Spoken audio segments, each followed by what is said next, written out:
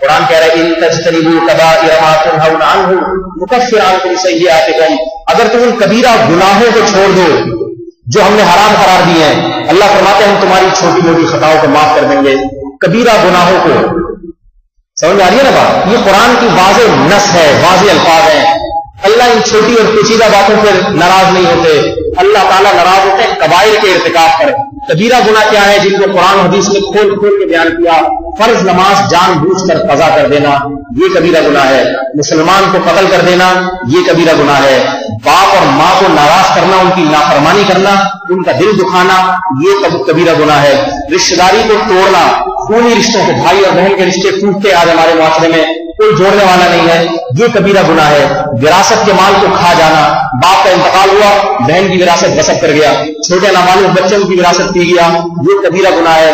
قرآن کہہ رہے ہیں ان الذین یاکلون اموال الیتامی انما یاکلون فی بطونہم نارا، جو نابالغ بچوں کا مال کھاتے ہیں، ان کی وراثت کھاتے ہیں، حقیقت میں اپنے پیٹ میں آگ کے انگارے داخل کر رہے ہیں، آگ کے انگارے داخل کر رہے ہیں. داڑھی منڈانا کٹانا یہ کبیرہ گناہ ہے، سود کھانا یہ کبیرہ گناہ ہے.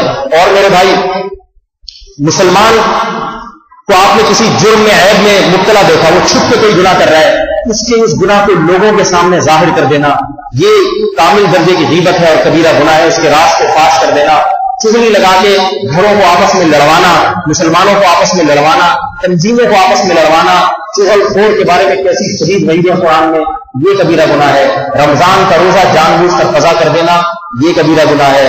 اور زکوٰۃ ادا نہ کرنا، قرآن کیا کہہ رہا ہے؟ جو لوگ مال جمع کر کے رکھتے ہیں اس کی زکوٰۃ ادا نہیں کرتے، اسی سونے اور چاندی کے سکوں کو جلا کے ان کی پیشانیوں کو قیامت کے دن داغا جائے گا. میرے بھائی یہ کرنے کے کام ہے.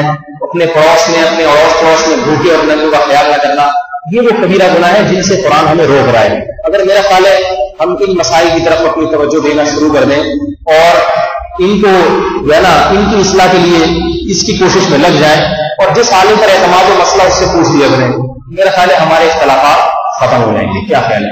ورنہ خدا کی قسم یہ اختلافات بڑھیں گے اور آپس میں تلواریں چلیں گی اور معلوم نہیں کیا کچھ ہوگا.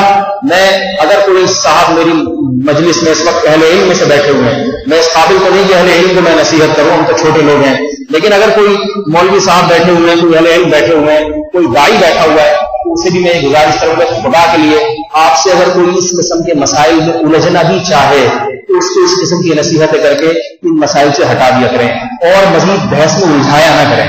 تو آپ یوں کرنا والوں نے یوں ہے یوں ہے تو آپ کہتے تمہیں تو پتہ ہی کچھ نہیں، وہ بیوقوف احمق قسم کے لوگ، ایسا نہیں ہوتا بلکہ ایسے وہ لگ جاتا ہے ایک لا حاصل بحث میں.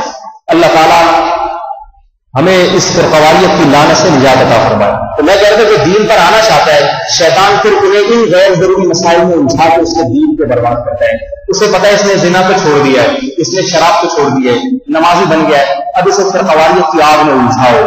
یہ اپنی نماز کو نماز سمجھے، باقی تمام مسلمانوں میں جتنے نمازی ہیں اسی کا اکرام نہ کرے. ہر ایک پہ فتح لگاتا رہے صرف میری ہوتی ہے، تیری تو ہوتی نہیں ہے، تو جتنی مرضی پڑھتا رہے. آئیے سمجھ، صرف میری زکوٰۃ اللہ کے قبول ہے. یہ سارے مولوی غلط ہیں، یہ سارے 2 نمبر مولوی ہیں. آئیے سمجھ، یہ جتنے فلاں مسجد کے نمازی مجھے پتا ہے کتنے، آج کل ایسی بات ہے نوجوان کو میں دیکھتا ہوں خود نماز پڑھ رہے ہوں گے، دوسرے کی نمازوں کو غلط قرار دے رہے ہوں گے. یہ عجب ہے، خود پسندی ہے. اللہ کو خود پسندی پسند نہیں ہے.